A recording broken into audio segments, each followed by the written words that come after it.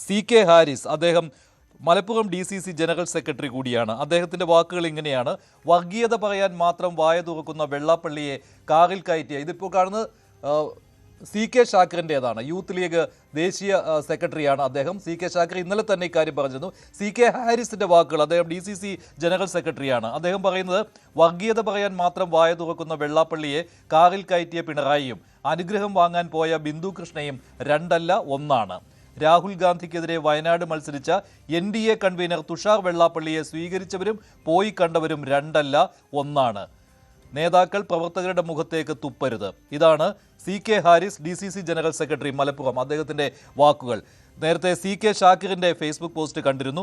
അതിലും അദ്ദേഹം ബിന്ദു കൃഷ്ണയ്ക്കെതിരെയുള്ള വിമർശനമാണ്. ക്ഷീരദിനാശംസയിൽ രക്ഷപ്പെടാമെന്ന് കരുതരുത്.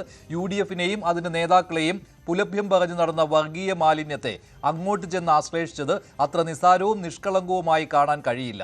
ഇതാ പിന്നെ ദുൽഖിഫിൽ, അദ്ദേഹം യൂത്ത് കോൺഗ്രസ് നേതാവാണ്.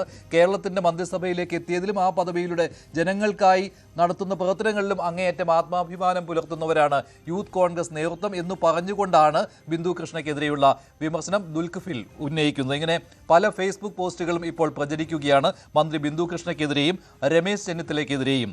ബിന്ദു കൃഷ്ണ വെള്ളാപ്പള്ളി നടേശനെ താണു വണങ്ങുന്ന ആ ചിത്രവും ഇപ്പോൾ സാമൂഹ്യ മാധ്യമങ്ങളിൽ പ്രചരിക്കുകയാണ്. വിമർശനങ്ങൾ വരുന്നുമുണ്ട്.